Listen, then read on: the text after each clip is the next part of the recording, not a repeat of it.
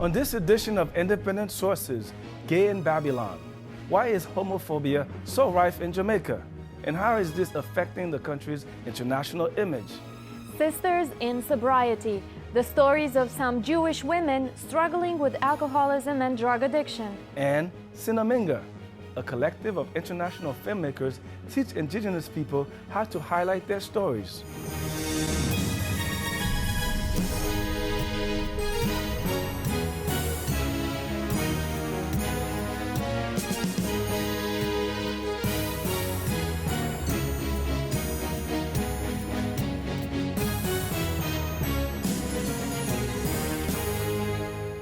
Welcome to Independent Sources. I'm Vianora Vinca. And I'm Gary Pierre-Pierre. Time magazine once called Jamaica the most homophobic place on earth, a sentiment some say is reflected by popular reggae and dancehall music. What's more frightening to gay rights activists is the visceral violence condoned in songs such as Boom Bye Bye that calls for the killing of gay men on sight.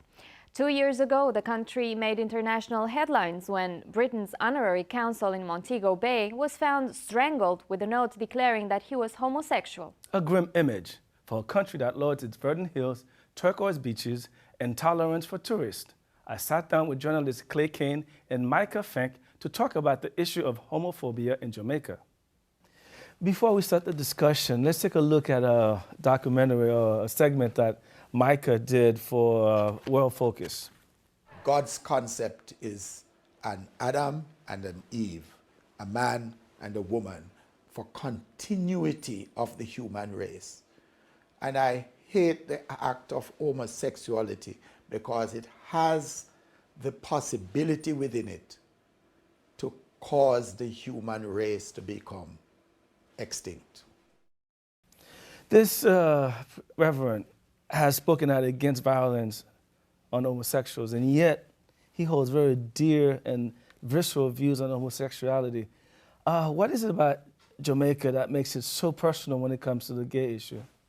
Well, the Reverend Harold Blair, who you just heard from, is remarkable because he is one of the most progressive voices in Jamaica. And one of the things that I found so astonishing is how openly and how readily people are willing to express what here would be considered homophobic or deeply negative and violent attitudes towards gay people. So he's a progressive voice, and he's one of the few figures in Jamaica who has publicly said that you should not beat gay people to death. That is the progressive statement in Jamaica. Clay, and he was criticized for it. Okay.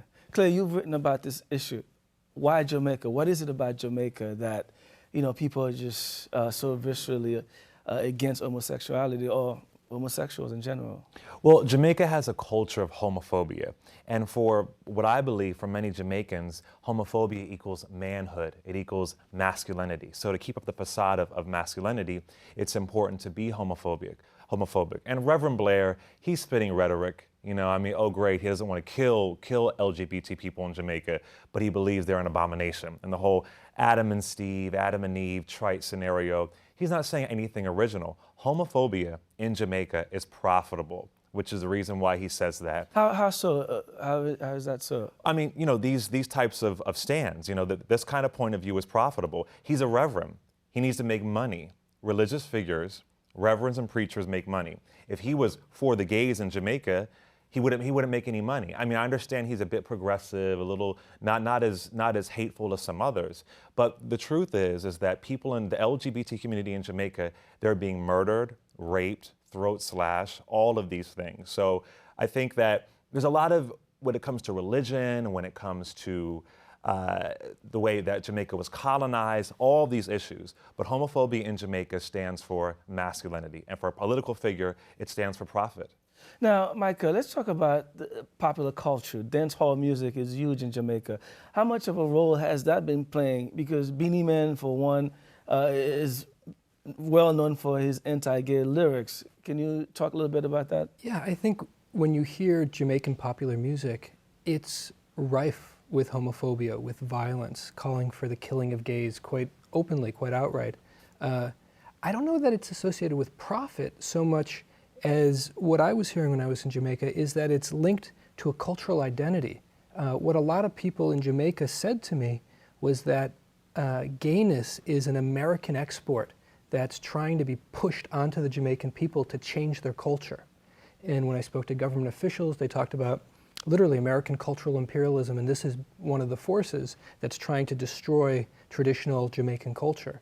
And so I think it's politically profitable, but I think there's a cultural identity. I think Jamaica, you know, in the larger picture, feels very much under siege. Okay. They get American television, they get American broadcasting, American music, and this is where they've taken a stand, which is to be gay is not to be Jamaican. Okay. And I don't think that's true, but I think that's the politics of it. Before we continue the conversation, let's look at another clip from your piece. I say it's morally wrong. I look at the Bible. It's biblically, and we're Jamaicans, we're quite religious people.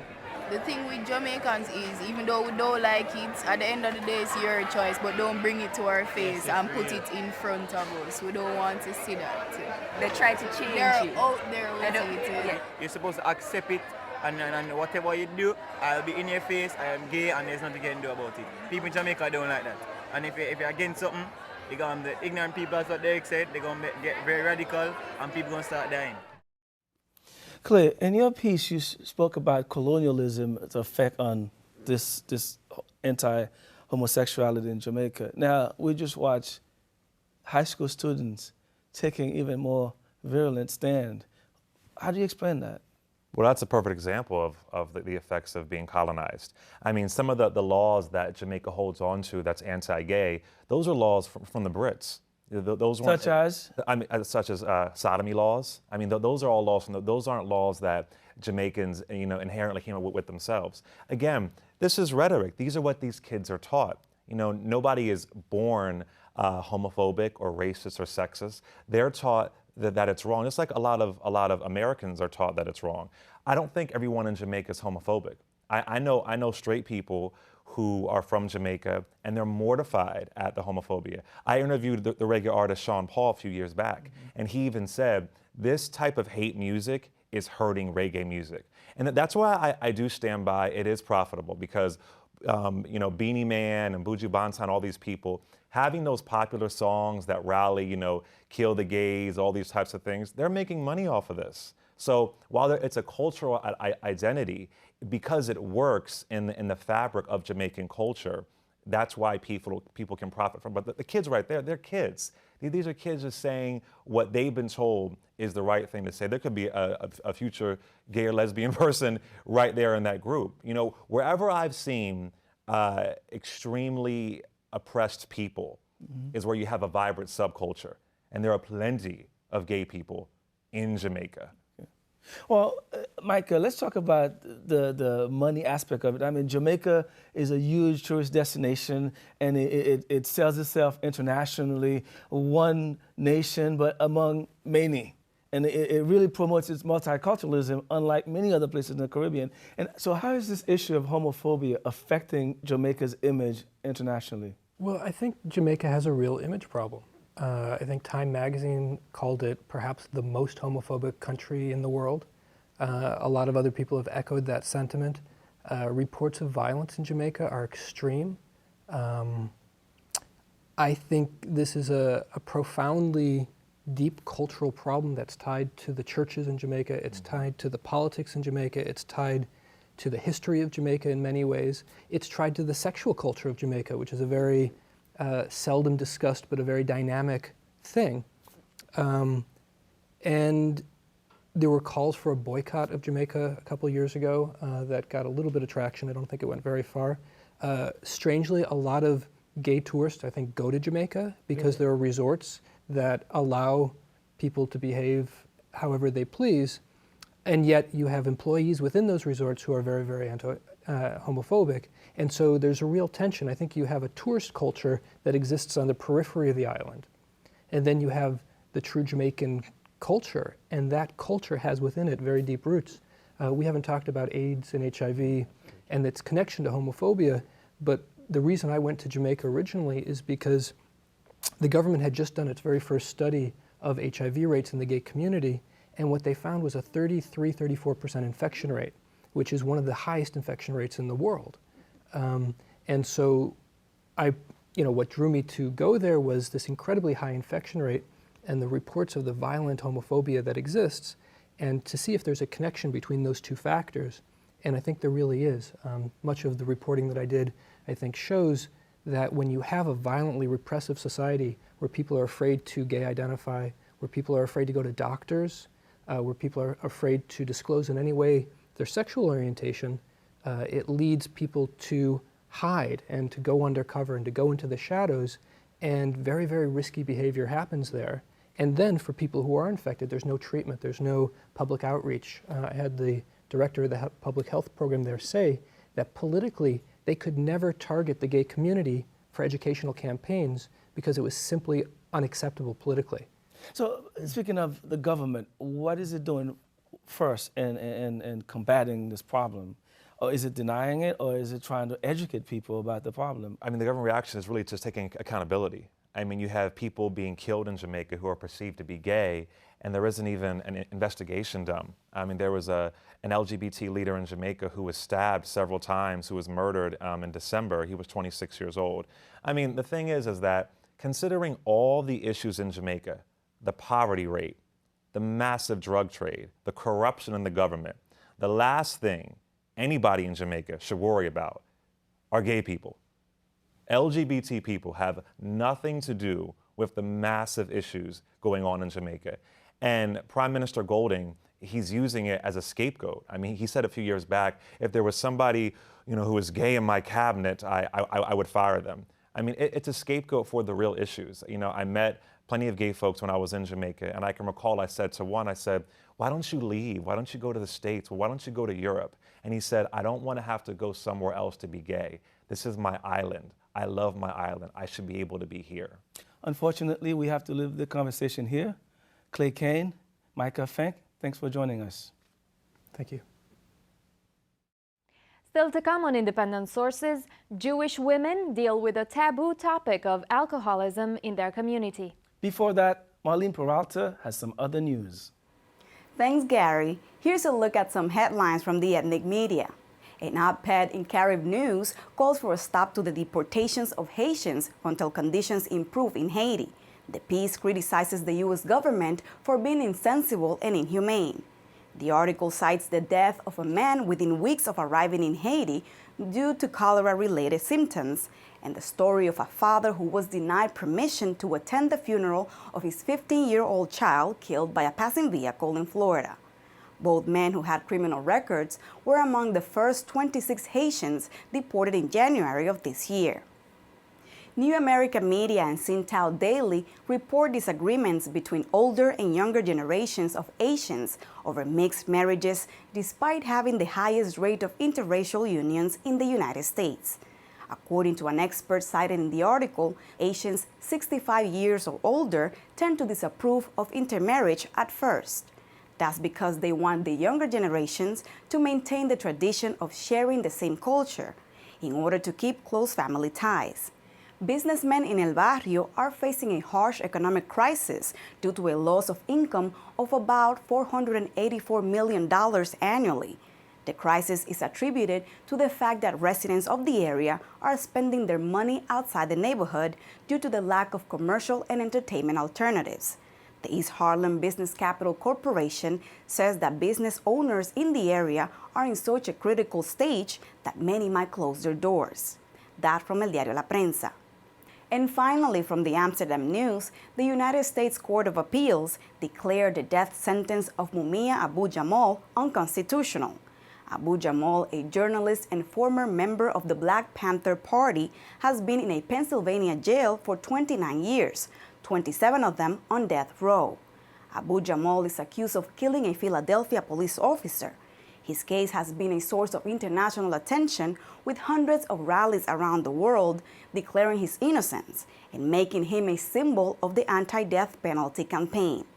Although this new verdict doesn't overthrow a guilty conviction, Abu Jamal's lawyers feel this is a significant decision and will now focus on proving his innocence. Those are just a few headlines from the ethnic media. Back to Gary and Vianora in the studio.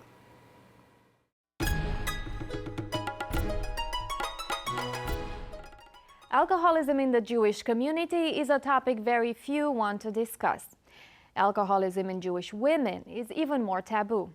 However, the problem is real in the community, affecting everyone from the secular to the Hasidic. The issue has prompted the Jewish alcoholics, chemically dependent, and significant others, or JACs, to release a book detailing some women's accounts of how they dealt with the disease. Their aim is to get the issue out in the open and provide support to women who may not be aware they have the disease or are too ashamed to admit it. I sat down with one of the contributors to the book, Sylvie Sherman-Block, and Vicky Griffiths of JACs to talk about the issue. Thank you both for being in studio with us today. Just like any other community, Jews also have alcohol and substance abuse problems, yet there's been a myth that has been perpetuated according to which Jews, especially Jews women, don't drink. Tell us more about how that myth has been perpetuating. Well, actually, there is a myth called a sheker is a goy, which means, roughly translated, means that a non-Jew is somebody who is a drinker, so that Jews don't drink. And that what has happened with that is that people have become alcoholics, and they don't tell anybody because they just think that they can't be. They genuinely think that they cannot be alcoholic. Yet alcohol is very involved in a lot of the Jewish rituals. Yes, very much so. They think that, for example, during Passover, you have 4 glasses of wine. So they think that if they're partaking in this in a traditional sense, and that if they don't do it, that they're somehow not a good Jew. And also, out of this comes the idea that they're able to control the quantity of alcohol that they're using. Well, sure, that's what they do think. And they think because they're Jewish, they just can't possibly be alcoholic, because they have to do this in order to be a Jew. So therefore, how could the two work together? How could they be an alcoholic? So what happens is that they hide and they don't tell anybody. The organization that you both work for, or the Jewish Alcoholics, Chemically Dependent and Significant Others, released a book in the recent years called Jewish Sisters in Sobriety. And Sylvie, you were featured in that book, and you talked there about your dependency on alcohol. Tell us more about your story. Well, I'd first like to tell you about the book. The book came out of the love of all the women, the Jewish women, from every spectrum, from the Hasidic to the secular and everything in between. And we have retreats twice a year, JACs, and that's how we got the idea, sitting around and looking at all the different kinds of women. And we got together and said there was a need for this, because it doesn't discriminate. First of all. Why women? Again, what Vicky was, to piggyback on what she was saying, there's this secrecy in the Jewish world. It's like Jews eat. That's what in the non-Jewish world thinks, but we don't drink. And as women, we're supposed to keep it all together and have the children and keep the secrets of the family. So it's a shameful thing if a woman should drink or be out of character and not be as refined as the world thinks that she's supposed to be. So out of that, again, it doesn't discriminate, whatever your background, whether it's ultra-Orthodox or the most Reformed person. And that's how the book came about. And then we were given a grant by the Jewish Women's Foundation to write this book. And I got to be one of the editors of the book, and I also got to be a contributor. And yes, my story is in there. And so I talked about my path and my journey in sobriety. I've been sober for over 21 years.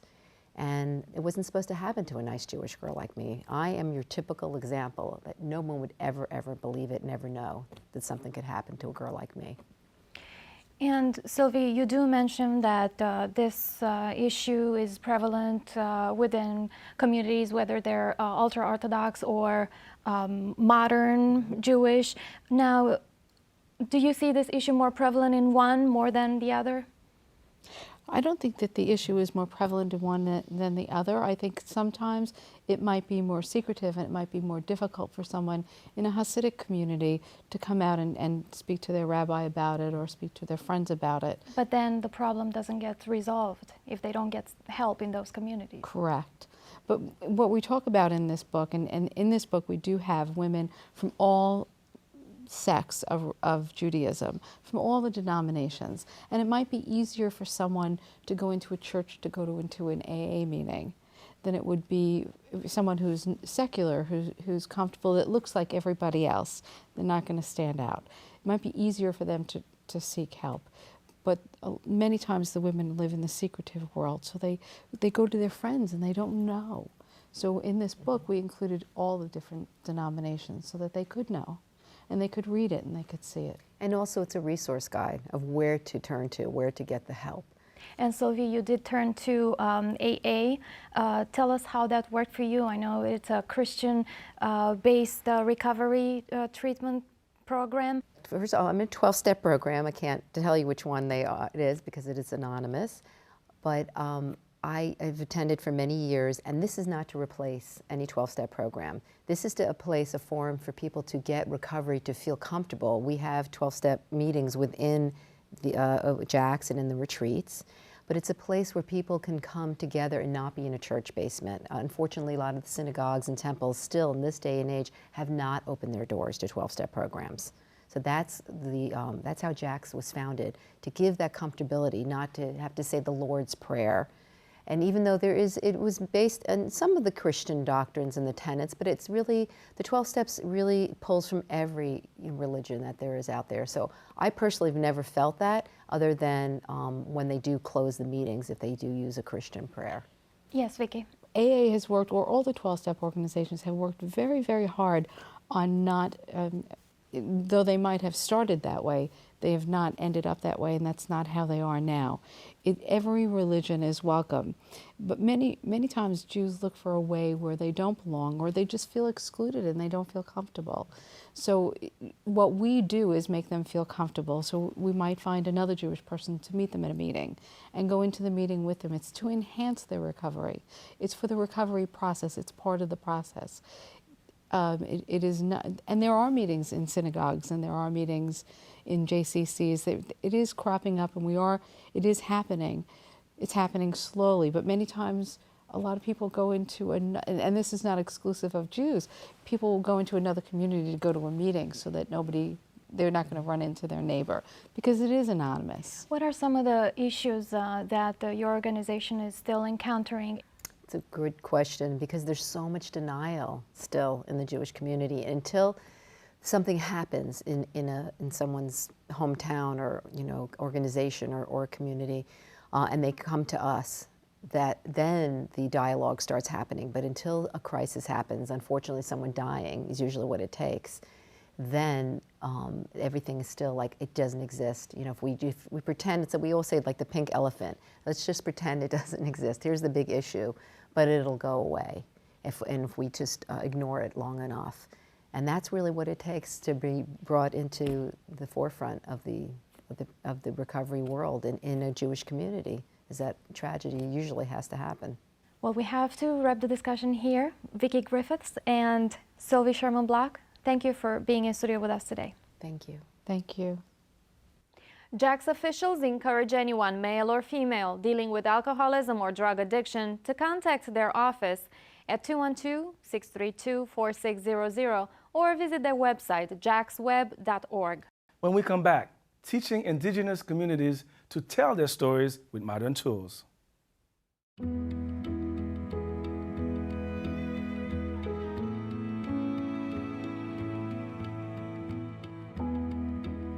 Do your part. Visit feedingamerica.org/hunger and find your local food bank today.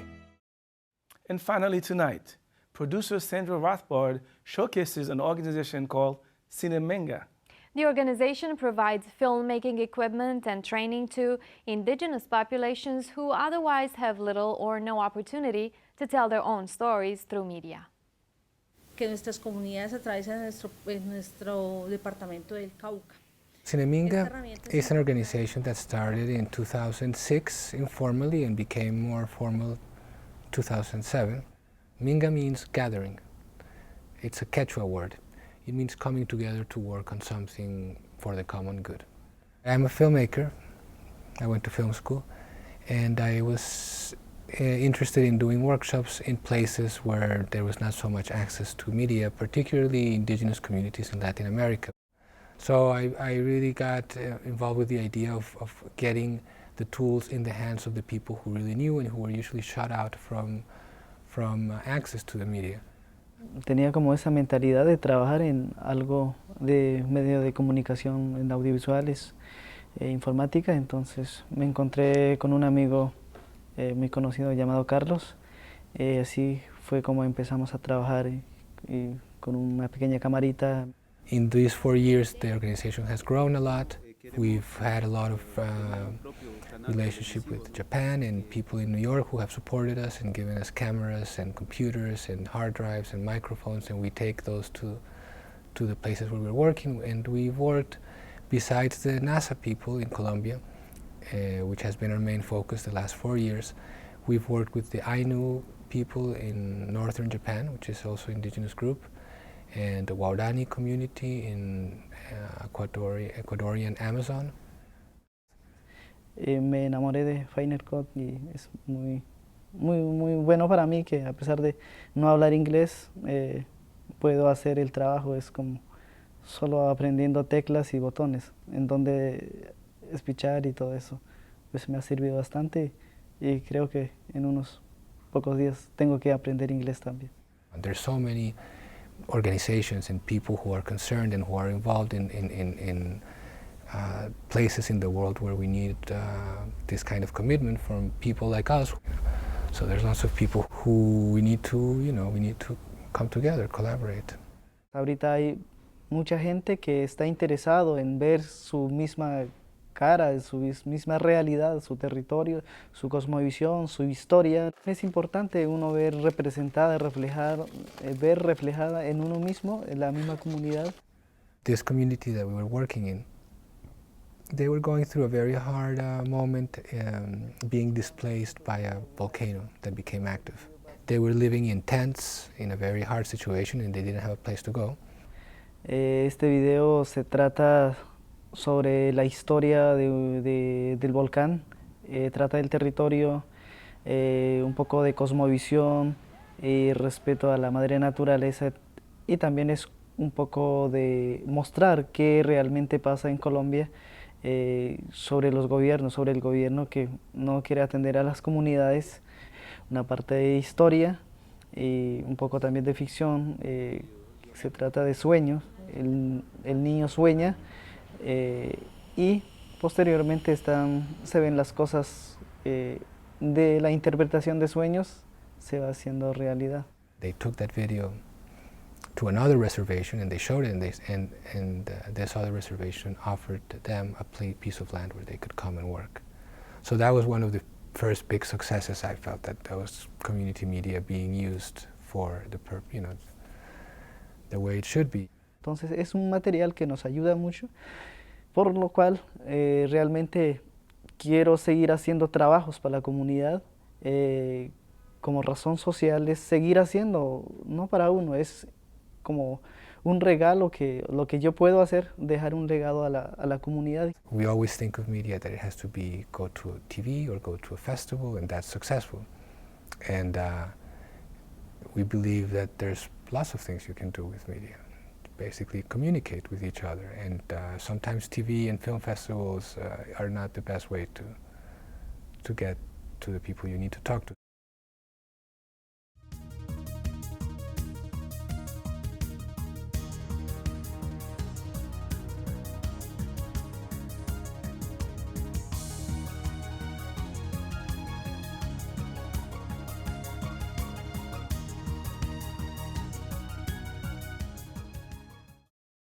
That's our show this week. Thanks for staying tuned. Till next time, be independent-minded.